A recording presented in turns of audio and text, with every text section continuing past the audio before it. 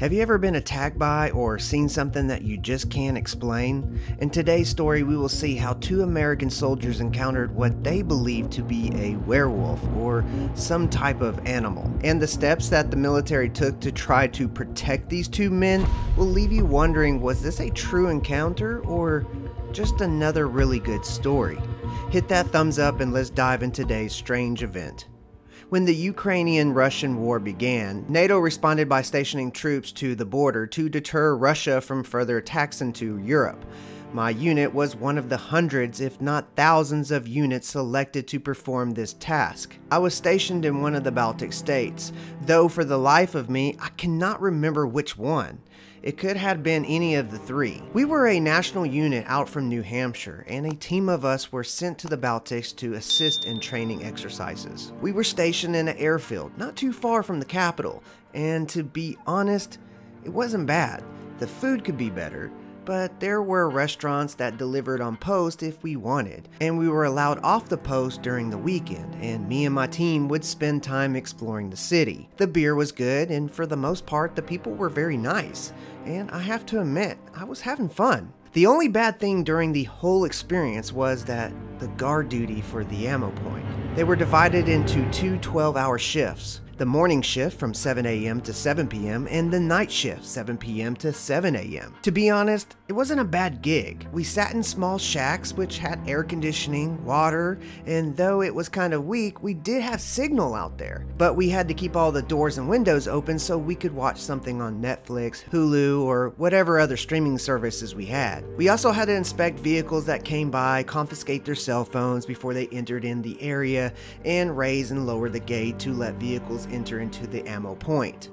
The only thing is we couldn't sleep at night, and some nights it could get pretty chilly outside. But overall, like I said, it wasn't a bad gig. I was performing one of these guard shifts during the midsummer when I saw two strange things out there. One could be easily explained away, but the other was something that's a little harder to explain.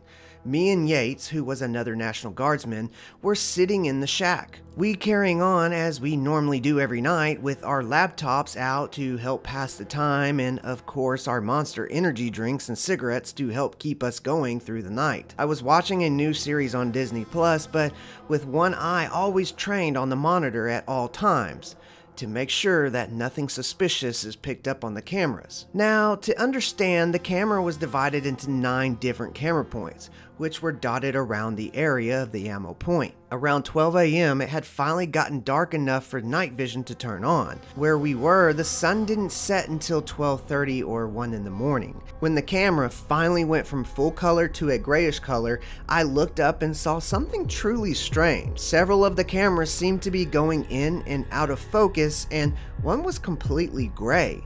After staring for a long moment, I saw what looked like a strange, wraith-like thing flying across some of the cameras. I could still see through most of the cameras despite this ghostly thing flying past them. Concerned, I called security to let them know what was going on. Me and Yates stared at the camera for several minutes, and then I just decided to go outside and check around to see that if everything was okay. Yates stayed to watch the cameras, and I walked down the road until I got to the bunkers. I found the affected cameras and looked up, and a thick layer of fog was covering it. And looking at the other camera points, I saw more fog moving around them, causing the effect that I was seeing on the camera that was causing them to turn gray. I smiled at my silliness, feeling like a dang fool, and just turned around and headed back to the shack.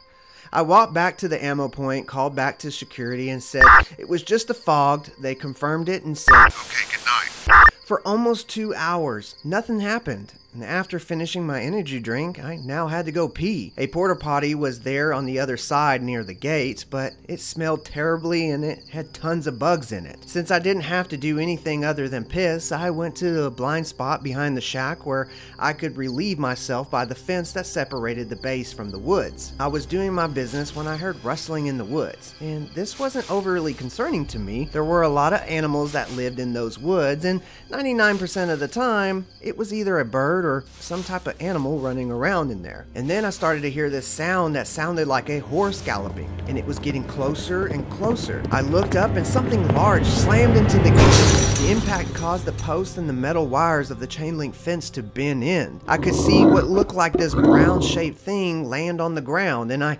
watched as this thing looked to be shaken a bit by its own impact, and it began to shake its head as it was trying to come back to. This thing looked to be the size of a large brown bear, but it looked more like a wolf than a bear, with long legs, paws the size of dinner plates, a thick furry body, and long tail. Its head was that of a wolf with pointed ears, and jaws were large and full of white gleaming teeth. I was so shocked at what I was seeing, and in this time, this thing had time to turn and lock eyes on me. Its fur bristled and its teeth showed in a growl, but it was the eyes that got to me. They weren't shaped like that of a wolf's, but more like a human. And it wasn't the cold indifference glare of an animal that froze my heart. It was the glare of a person in a state of pure rage. It began biting at the metal fence and chewing slowly through the metal, trying to get inside that gate. In a panic, I ran back inside the shack, slammed the doors and windows that were open, stopping the data flow from Yates' phone, and he stood angrily and said to me, "What the heck, man?" Before I could say anything, a loud slamming sound hit the side of the shack, shaking it, and the sound of a growl and low rumbling vibrated through the room. We looked through the window I shut and saw a large thing pass by, but all you could see was fur. Immediately, we lowered the bulletproof coverings we had installed in the shack windows, slamming them. There were 2 more crashes and loud howling roars outside the window. Then I went to the radio and called into the local military security again, saying, "This is Ammo Point to security. Is anyone out there? Something is trying to attack the guard shack. It got through the fence." The thick accent of the police chief came over the radio. "This is security. We're on our way." Which we knew this would take several hours before they arrived, so we had to stand on guard until they got there. Me and Yates grabbed the M4s that were inside, and I guarded the door and window next to it while he guarded the other in the back. The banging continued for 3 more hours until it suddenly stopped. I looked over at the cameras and I could see that it said it was 3 a.m. in the morning. On and off for 3 hours, we were checking the cameras to see where this thing was. Each time we saw it circling around, but this time, it was gone. My weapon still in hand, I unlocked the door and slowly walked out. I made a quick sweep of the area, but the creature was nowhere to be found. Yates and I walked around to see if we could find any evidence from this creature or animal, and we did.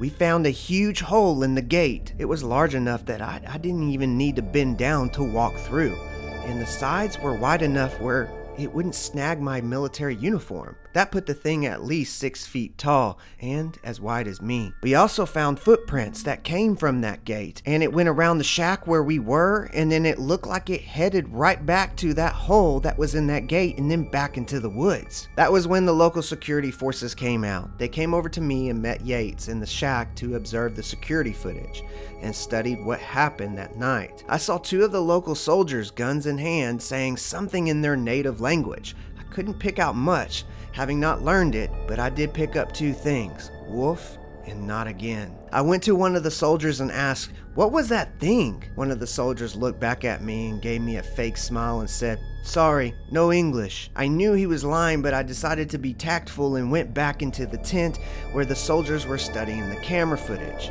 I asked again, "What was that thing?" The soldier looked up and he shrugged and said, "Probably a bear." Again, I knew he was lying, but I also knew this guy wasn't as close-mouthed as the others, so I pushed a little bit. "That was no bear, man. Come on, what was it? Please tell me." The man looked out the door and then he looked right back at me and said, "It happens on occasion. Stuff like this happens in these woods long before the Soviet Union or Germany or any other time in Latvia history. But it was when the Soviets came when the attacks happened more frequently. They built the building you're in to withstand tank rounds because so many troops died here. But I do know this, nobody has ever seen it twice and lived." He then left and headed out to the others, checking out the area where this thing had gone. Me and Yates stood there and were relieved at 7 a.m. when our shift was over. We drove back to the barracks that we were staying at, and when we got a few hours of sleep, snoring through the day until we were woken up about 2 p.m.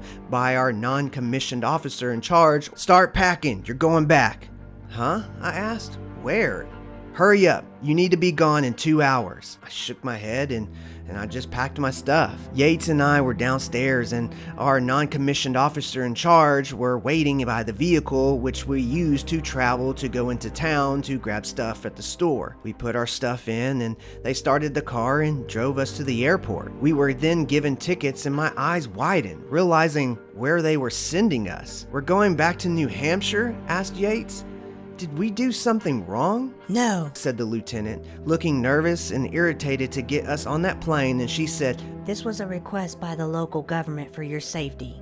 "Ma'am?" I asked. "Just get on the plane." We did, and we flew out of the Baltic states and made our way back home. When we got back to New Hampshire, a colonel was waiting for us and asking, "You two okay?" "Yeah," I said. "Why were we sent home?" He stood there thinking for a bit and then just said, "Where you were stationed, the local government thought your lives could be in danger. That is why they sent you back here." "How?" asked Yates. But then I remembered what the soldiers said back in the Baltics. Nobody had ever seen it twice and lived. I realized that whatever happened out there in the Baltics, that thing was still looking for me and Yates, and it wasn't going to stop until it found us. And the credit to this story goes to Robert F. Jones. Hit that thumbs up. Peace, I love you, and as always, God bless.